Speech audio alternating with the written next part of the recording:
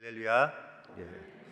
이 저녁도 주예전을 사모하고 하나님의 말씀을 사모함으로 주예전에 나오신 사랑하는 신안의 모든 성도님들, 가정과 직장과 자녀손들 가운데, 또 지금 온라인 유튜브로 예배를 드리시는 성도님들의 가정 가운데 하나님의 크신 은혜와 복이 함께 하시길 주님의 이름으로 축복드립니다. 현 시대를 살아가고 있는 우리 모두가 다 힘든 시기를 보내고 있습니다. 날씨가 추워짐에 따라서 감기 환자도 많이 늘어나고 있습니다. 또 휘발유 가격도 상승하고 요소수 품귀 현상으로 화물차 운행과 또 버스 운행 등에 있어서 여러 가지 어려움들도 많이 있고, 또 위드 코로나 시기임에도 불구하고 계속해서 확진자가 늘어나며 사망자도 늘어가고 모두가 힘들어하고 있는 상황입니다. 현 시대를 살아가면서 힘들어하고 있지 않는 사람이 단 한 사람도 없는 것 같습니다. 특별히 코로나 시기에 기독교인들이 더 힘든 시기를 살아가고 있다라는 생각이 듭니다. 그러나 우리에게는 소망이, 희망이 있는 줄 믿습니다. 이 시간에 그 소망의 메시지를 기도하시면서 우리 두 손을 가슴에 얹고 저를 따라서 이렇게 자신을 축복하는 시간을 갖도록 하겠습니다. 하나님이 보실 때 나는 두고 보기에도 아까운 존재입니다. 자, 옆 사람을 보면서 그렇게 한번 해보겠습니다. 하나님이 보실 때 나는 두고 보기에도 아까운 존재입니다.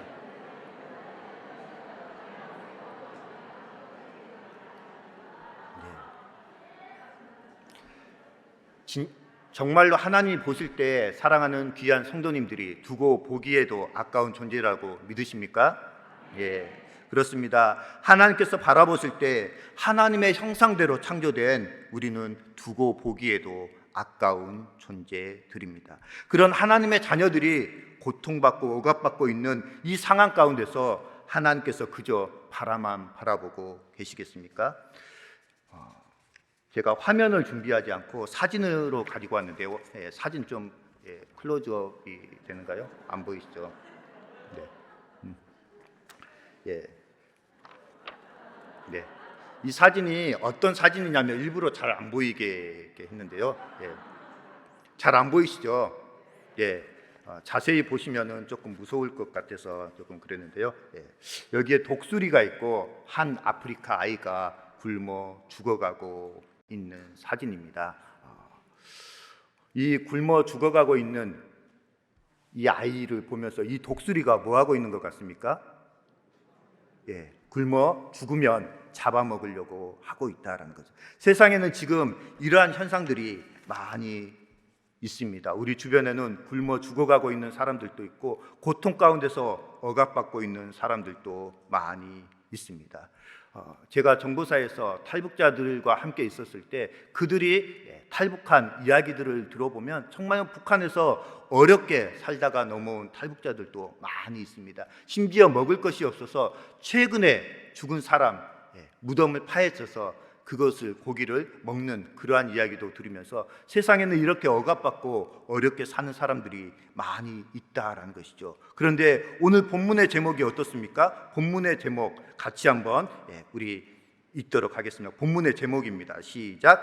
그날에 여호와가 보호하리니. 자, 그날에 누가 보호한다고요? 여호와가. 그런데 목적어가 빠졌습니다. 그날에 여호와가 누구를 보호해 주실까요? 나와 우리와 우리 신앙계와 사랑하는 우리 신앙의 모든 성도님들을 보호해 주신다라는 것이죠. 지금은 주변 가운데 이렇게 어렵고 억압받고 있는 많은 사람들이 있지만 그날이 되면 여호와 하나님께서 보호해 주신다라는 것이죠. 오늘 본문이 바로 그러한 절망적인 상황 가운데서도 우리에게 희망이 있고 소망이 있음을 말씀해 주고 있습니다.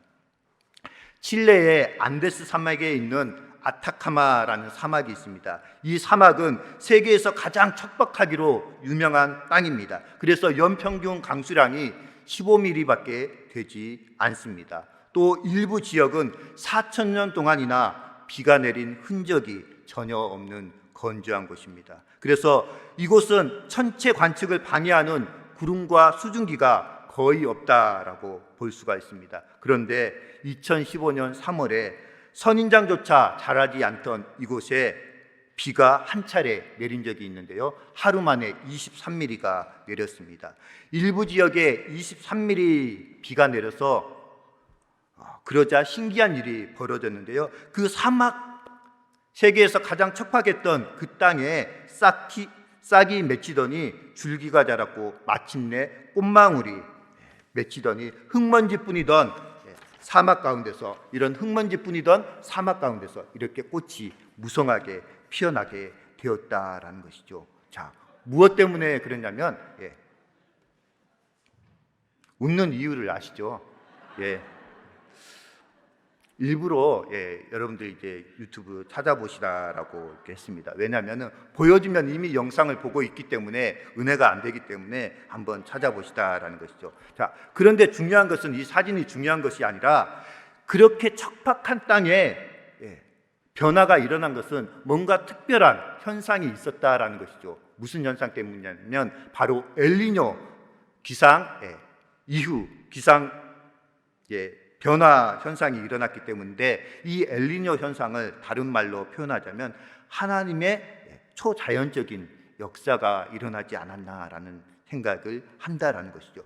우리의 삶 가운데도 도저히 변화될 수 없는 이러한 척박한 환경이라고 할지라도 성령 하나님께서 한번 역사하시면 불가능한 일도 가능하게 될 줄 믿습니다. 도저히 암 말기로 인해서 도저히 살아날 수 없는 사람도 하나님이 역사하시면 살아나게 되는 것을 우리가 신앙생활을 하면서 많이 경험하지 않습니까? 그러자 의사 선생님도 말합니다. 이것은 도저히 과학적으로 설명이 안 되는 일입니다 라고 이야기하는 것을 많이 보게 됩니다. 그것이 바로 초자연적인 역사라고 할 수가 있습니다. 현재 우리 주변을 돌아볼 때 메마른 사막과 같은 일들이 많이 일어납니다. 코로나로 인하여서 마음의 여유도 없고 얼굴을 보면서 이야기할 수도 없습니다. 또한 그러한 시간이 없어서 마음까지 멀어져 가고 있는 현상들이 우리 주변에 많이 일어나고 있다는 사실입니다. 그러나 사랑하는 신안의 성도 여러분, 그러나 세상과 환경을 바라보면 힘들지만 그러한 환경만 바라보지 마시고 내 자신의 주위를 다시 돌아보면서 천천히 마음의 여유를 가져보시면 어떨까 하는 생각이 듭니다.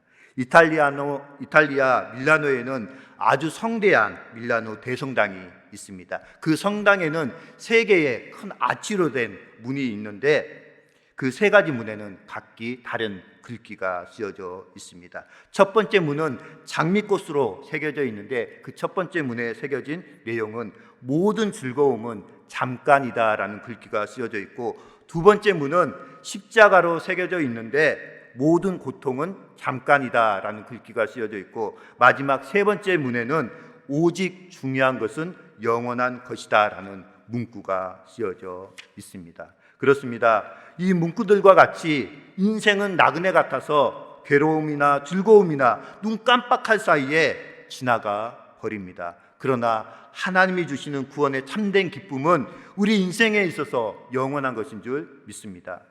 또한 오늘 말씀과 관련해서 현재 우리가 당하고 있는 이 고난들도 잠깐뿐이라는 사실을 기억하시길 바라겠습니다. 이제 이 시간 하나님께서 우리에게 주신 말씀, 구약성경 스가랴 12장 1절로 10절 말씀을 중심으로 그날의 여호와가 보호하리니 라는 제목으로 하나님 말씀 증거하도록 하겠습니다. 1절 말씀이 이스라엘을 언급하고 있습니다. 그러나 1절부터 7절까지의 내용은 예루살렘과 유다에 초점을 맞추고 있습니다. 달리 말씀드리자면 이 말씀을 우리에게 적용해 본다면 나 혼자에게만 주시는 말씀이 아니라 바로 나와 우리 신앙교회 또 우리 공동체에게 주시는 말씀이다라는 사실입니다. 스가랴 선지자는 경고라는 말을 1절 말씀에서 제시함으로써 이 섹션의 전반적인 메시지의 분위기가 상당히 무거울 것을 암시해주고 있습니다. 백성들은 선지자가 선포하고 있는 이 경고를 피할 수가 없었습니다. 왜냐하면 스가랴 선지자에게 말씀을 주신 분이 여호와 하나님, 곧 1절 말씀에 하늘을 펴시며 땅에 터를 세우시며 사람 안에 심령을 지으신 전능하신 하나님께서 스가랴 선지자를 통하여서 말씀하시고 계시기 때문에 이 경고의 메시지를 피할 수가 없다라고 말씀하고 있습니다. 스가랴 선지자는 하나님께서 세상에서 가장 높은 것과 낮은 것, 그리고 그 사이에 거하는 모든 사람들을 창조하셨음을 1절 말씀에서 고백하고 있습니다. 다시 말씀드리자면 이 세상 모든 것이 하나님께 속한 것이며 여호와 하나님께서 창조주의 권한으로 말씀하시기 때문에 그 누구도 지금 선포되는 하나님의 말씀을 부인할 수 없다라고 시사하고 있다라는 사실이죠. 사랑하는 신안의 성도 여러분, 우리는 어려운 일들을 맞닥뜨리게 되었을 때 그 상황 자체를 바꾸어 달라고 하나님께 기도를 많이 합니다. 하지만 정작 그 일을 통하여서 하나님의 보호하심과 하나님의 손길을 경험하게 해달라고는 기도하지 않는다라는 사실입니다.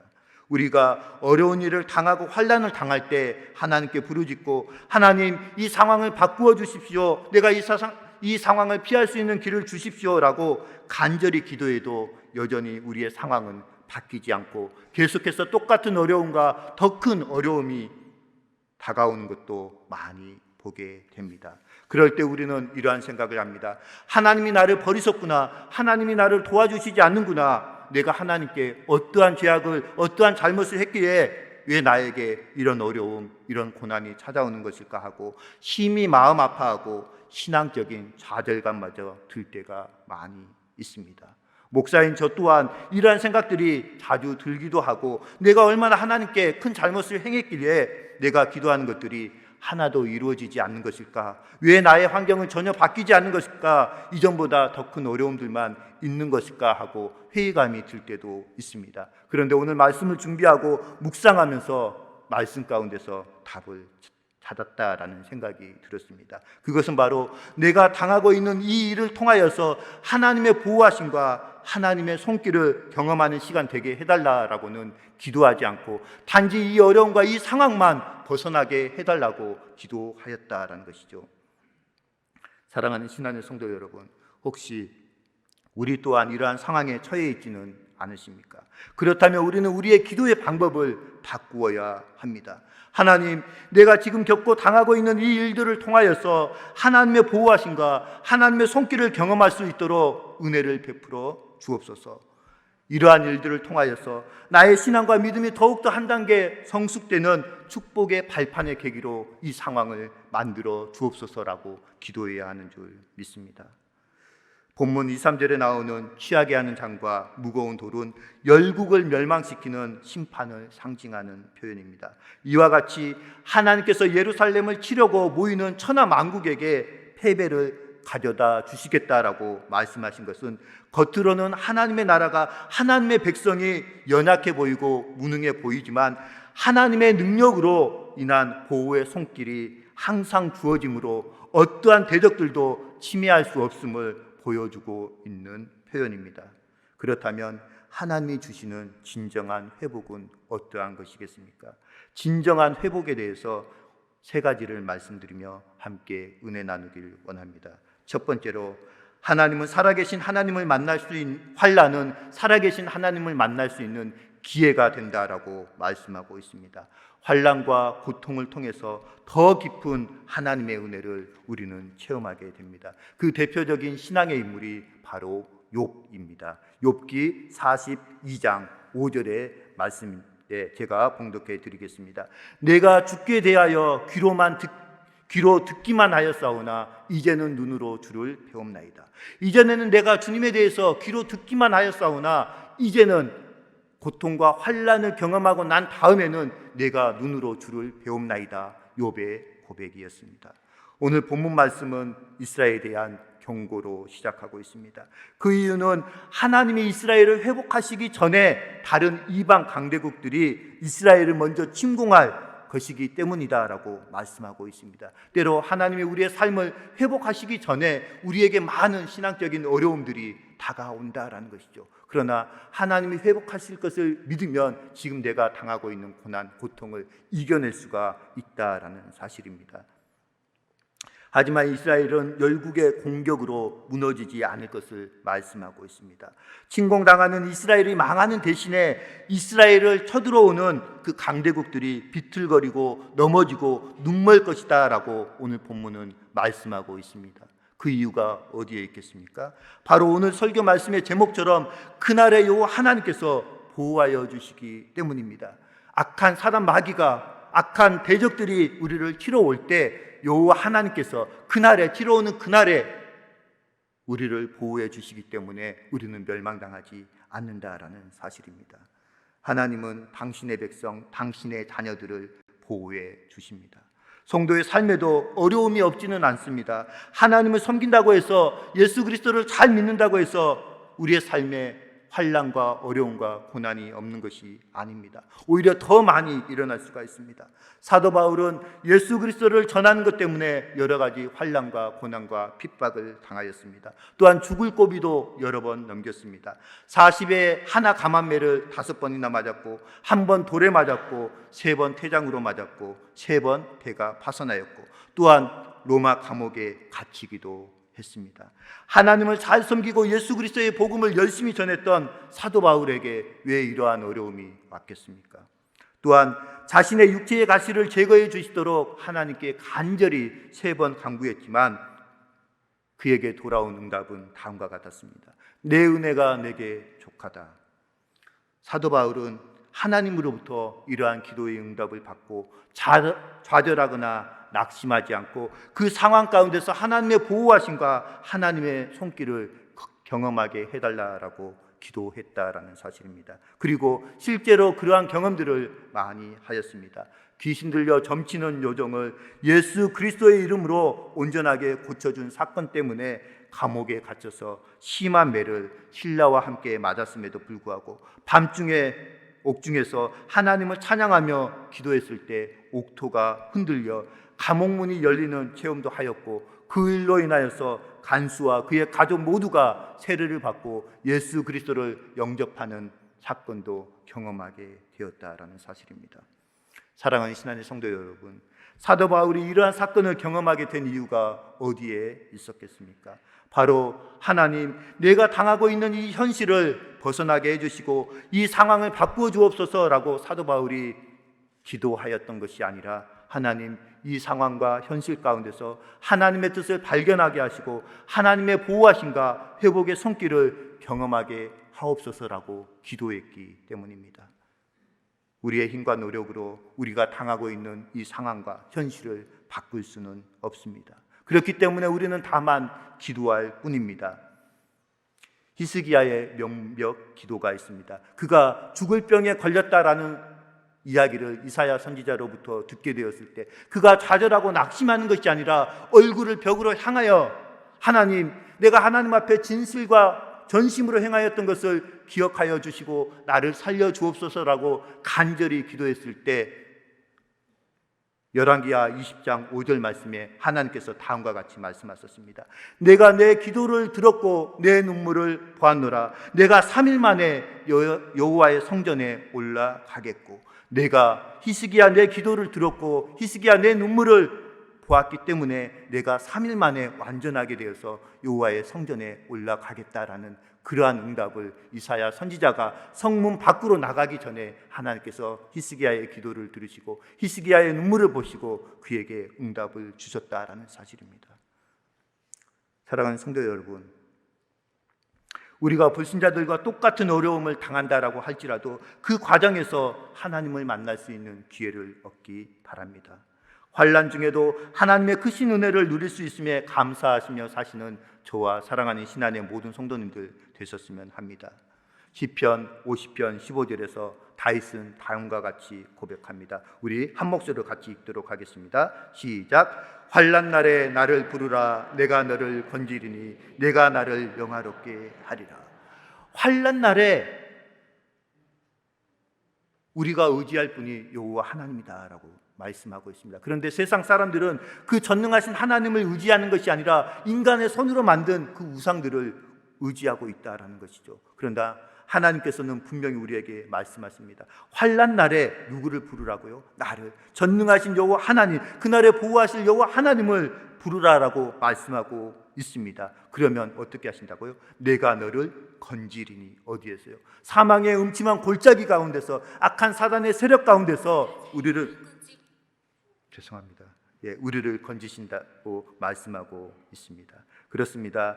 하나님께서는 환난 날에 하나님 당신을 부르라라고 말씀하고 있습니다. 환난 때에 하나님께 간절히 간구하며 하나님의 보호하심과 하나님의 손길을 경험하게 해달라라고 기도하면 하나님께서 우리의 모든 환난 가운데서 우리를 건지시고 또한 영화롭게 하시겠다라고 우리에게 말씀해 주십니다.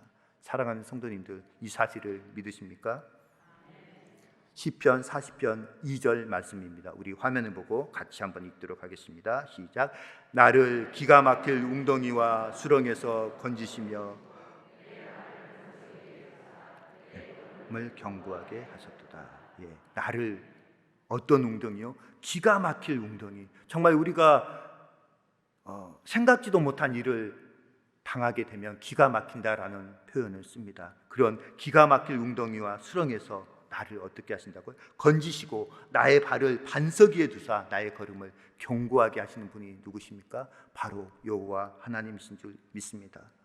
우리의 힘으로는 도저히 헤쳐나갈 수 없을 때 우리는 하나님께 기도하는 길밖에 없습니다.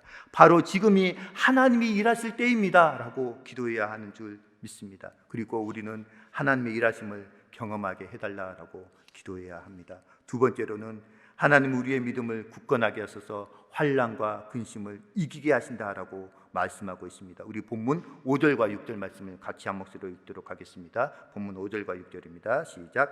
유다의 우두머리들이 예루살렘 주민이 그들의 하나님 만군의 여호와로 말미암아 힘을 얻었다 할지라. 그날에 내가 유도자들을 나무 가운데 화로 같게 하고 곡식단 사이에 횃불 같게 하리니 그들이 그 좌우에 에워싼 모든 민족들을 불사를 것이요 예루살렘 사람들은 다시 그 본 곳 예루살렘에 살게 되리라. 아멘.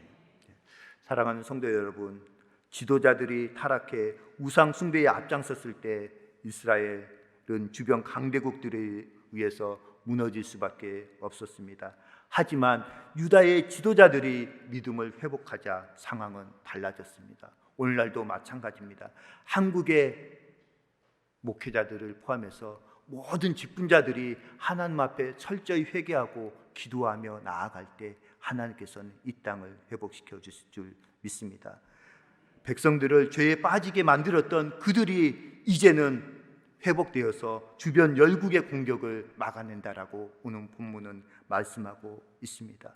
오늘날 이 시대를 살아가고 있는 우리들도 하나님을 대적하는 악의 세력들로부터 공격을 받고 있습니다. 이때 우리는 두려움과 근심에 쌓여 있지 말고 우리에게 힘을 주시는 전능하신 하나님을 신뢰해야 하는 줄 믿습니다. 본문 1절 말씀에서 우리가 신뢰해야 하는 하나님이 어떤 분인지 너무나도 자세하게 나와 있습니다. 우리 본문 1절의 말씀을 한 목소리로 같이 읽도록 하겠습니다. 시작.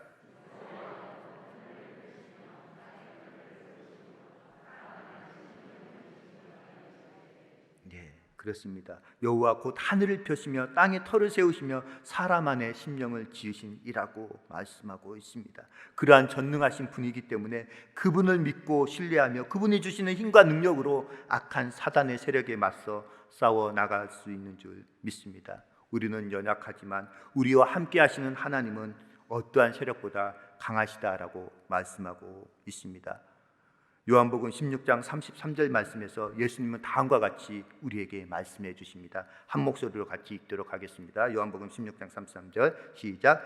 이것을 너희에게 이름은 내 안에서 평안을 영원토록 누리게 하려. 세상에서 너희가 환난을 당하나 담대하라 내가 세상을 이기었다 하십니다. 세상에서 너희가 무엇을 당한다고요? 환난을. 우리는 이 세상을 살아가고 있기 때문에 주님 재림하시기 전까지는 이 세상 가운데서 환난을 당할 수밖에 없습니다. 그러나 주님께서 뭐라고 말씀하십니까? 담대하라. 왜요? 내가 세상을 이겼노라 라고 말씀하고 있기 때문에 우리는 세상에서 환난을 당하지만 담대할 수 있는 이유가 바로 우리 주님이 세상을 이기셨기 때문이다라고 말씀하고 있습니다. 평안할 수 없고 두려움과 공포가 엄습해 오는 상황 가운데서도 하나님은 우리에게 평안하라라고 말씀하신 이유가 바로 예수 그리스도께서 십자가를 지심으로 말미암아 죽음으로 모든 것을 다 이기시고 3일 만에 부활 승천하셨기 때문에 우리에게 담대하라라고 말씀하고 있습니다. 이 사실을 굳게 믿고 항상 믿음 가운데서 우리에게 어떤 고난과 역경이 있을지라도 하나님의 보호하심을 믿고 승리하는 삶을 살게 되시길 주님의 이름으로 축복드립니다. 진정한 힘과 능력은 살아계신 하나님으로부터 나오게 되는 줄 믿습니다. 세 번째는 죄를 깨닫고 회개하게 하시도록 하는 것이 하나님의 가장 큰 은혜라는 사실입니다. 하나님께서는 모든 대적을 물리쳐 주셨습니다. 그런데 그 다음에 벌어지는 일들이 이상합니다. 우리 주변의 고통과 환난이 사라졌음에도 불구하고 예루살렘에 큰 고통이 임하였다라고 오늘 본문은 말씀하고 있습니다. 하나뿐인 자식을 잃은 것 같은 큰 애통이 모든 백성에게 임하게 되었다라고 본문은 말씀하고 있습니다. 그 이유는 바로 이스라엘 백성들이 그전에 지었던 죄의 심각성을 그제서야 깨달았기 때문입니다. 우리도 마찬가지입니다. 내가 앓고 있는 모든 고통과 환난이 사라졌음에도 불구하고 더 마음이 아플 때가 있습니다. 내가 지은 죄악이 이렇게 심하게 이렇게 하나님의 마음을 아프게 한 것이었구나라는 사실을 깨달았을 때 그 아픔이 더 크다라는 사실입니다. 사랑하는 성도 여러분, 회개와 하나님의 은혜의 역사, 하나님의 보호하심, 하나님의 회복하심은 이렇게 이루어집니다. 하나님께서 은총과 강구하는 심령을 우리 마음 가운데 부어주실 때 죄에 대한 심각성을 깨닫게 되는 줄 믿습니다.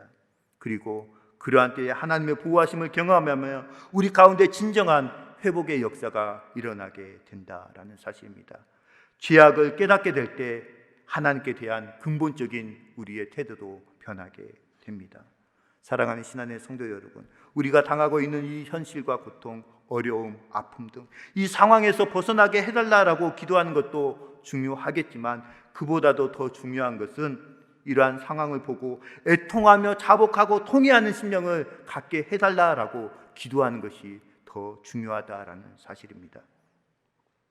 하나님의 축복과 은혜를 구하기 이전에 예수 그리스도의 보혈로 나의 죄악이 맑게 씻겨진 사실과 예수 그리스도의 보혈을 마음에 새기게 해주신 하나님의 은혜에 더욱더 감사하며 나아가는 삶이 더 중요하다라는 사실입니다.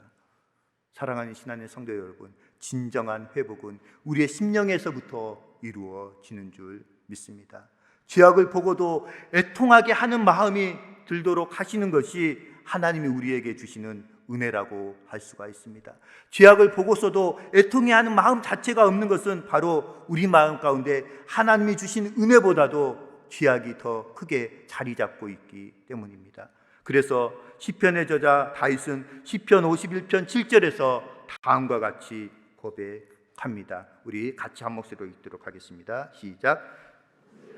나를 정결하게 하소서, 내가 정하리이다. 나의 죄를 씻어주소서, 내가 눈보다 희리이다. 그러면서 또 10절 말씀에서는 하나님이여 내 속에 정한 마음을 창조하시고 내 안에 정직한 영을 새롭게 하옵소서. 그러면서 다윗은 다음과 같이 고백합니다. 하나님, 나를 주 앞에서 쫓아내지 마시며 주의 성령을 내게서 거두지 마옵소서. 사랑하는 신안의 성도 여러분, 하나님의 성령이 함께하는 사람, 하나님의 은혜가 임하는 사람, 하나님과 동행하는 사람, 그 사람은 어떤 사람이겠습니까? 바로 하나님의 마음에 합당한 사람입니다.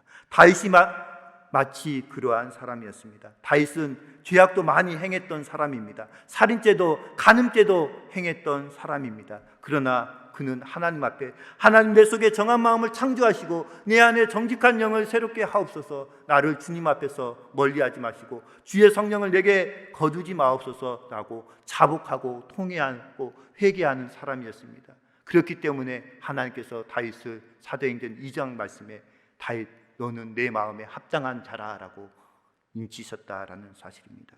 오늘 본문 말씀은 처음 시작이 경고의 메시지로 시작했지만 그 끝은 이스라엘의 회복과 구원으로 끝나게 되는 것을 보게 됩니다. 그렇습니다. 오늘 말씀의 제목처럼 그날의 여호와가 보호하리니 그날이 언제일까요?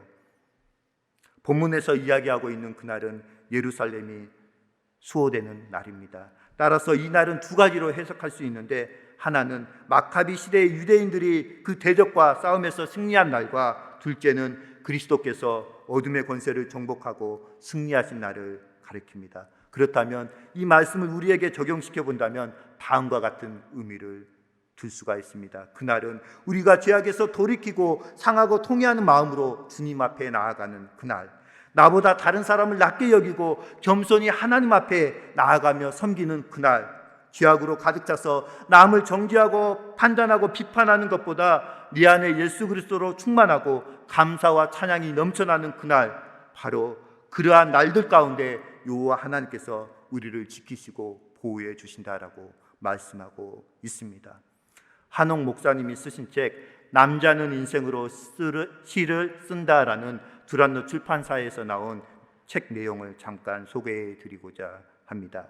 남을 돕고자 하는 리더는 자신의 영혼을 먼저 하나님 안에 세울 필요가 있습니다. 영국의 한 신실한 목사님이 목회 사역으로 탈진하여서 수도원을 찾아갔습니다. 거기서 깊은 영성을 가진 한 여성에게 심오한 진리를 들었습니다. 그 대답은 영혼의 우물이 말랐으면 더 깊이 우물을 파야 합니다. 그리고 그 목사님은 깨달았습니다. 밖으로의 여행을 지속하려면 안으로의 여행에 마음을 더 써야 한다라는 사실을 말입니다. 그렇습니다. 자기 자신의 몸과 영혼을 충분히 쉬게 해야 남도 도울 수가 있다라는 것이죠. 그렇습니다. 살아가는 신앙의 성도 여러분, 내 자신이 먼저 하나님 앞에서 진정한 회복이 이루어지지 않았는데 어떻게 다른 사람을 섬기며 도울 수가 있겠습니까? 내 삶이 하나님의 말씀과 기도로 충만해지 있는 삶을 살지 못하고 있는데 어떻게 하나님이 주신 사역을 감당하며 교회를 섬기며 사역의 열매를 기대할 수가 있겠습니까? 스가랴서는 묵시 문학입니다. 이 묵시 문학은 세상의 환경이 어렵고 환난과 핍박 가운데 있을 때 그 내용이 더 드러나는 책이기도 합니다. 바로 이 묵시 문학의 내용 가운데 하나가 현실은 지금 이렇게 어렵고 핍박을 당하고 있지만 그 현실 뒤에는 영광과 승리가 뒤따른다라는 소망의 메시지가 이 묵시 문학에 들어있다라는 사실입니다. 사도 바울은 로마서 8장 후반부에서 세상의 그 어떤 환난과 역경도 우리를 그리스도 예수 안에 있는 사랑에서 끊을 수 없다라고 말씀하고 있습니다. 사랑하는 신앙의 성도 여러분, 이 세상은 잠깐 지나가는 장막, 텐트와도 같은 곳입니다. 아무리 좋은 텐트를 가져가서 야영을 한다라고 할지라도 자신이 현재 거주하고 있는 집보다 더 편할 수는 없다라는 사실입니다. 마찬가지입니다. 우리는 이 세상에서 영원히 살 인생이 아니라 우리의 본향 황금길이 있는 천국에서 살 날을 기대하며 소망하며 살아가는 존재들입니다. 다시 돌아갈 고향이 있다라는 것이죠. 그래서 현실의 어려움과 고난을 견디며 싸우며 이기며 나아갈 수 있다라는 사실입니다. 우리의 인생의 모든 날들이 그날 여호와의 날, 주의 날, 구원의 날이 되심으로 여호와 하나님께서 나의 모든 날들을 복 주시고 또 복되게 하시고 지키시고 보호하시는 그런 날들로 바꾸어 가시기 위해서 오늘 이 한 주도 믿음으로 하나님을 신뢰하며 찬송하며 기도하며 나아가시길 주님의 이름으로 축복드립니다. 하나님의 자녀인 나에게 생각지도 못한 가혹한 일이 임한다라고 할지라도 하나님께서는 여전히 우리 곁에 계시기 때문에 결코 좌절해서는 안 됩니다. 이 환난과 고난, 시험과 징계 뒤에는 하나님의 위로하심과 구원과 상급과 영광이 기다리고 있는 줄 믿습니다. 하나님의 자녀라는 당당함과 천국의 상급을 향한 소망을 품고 세상을 향해 담대히 나아가서 하나님의 뜻을 세상 가운데 증거하는 우리 신학교의 모든 성도님들 되시길 주님의 이름으로 축원드립니다. 기도하겠습니다.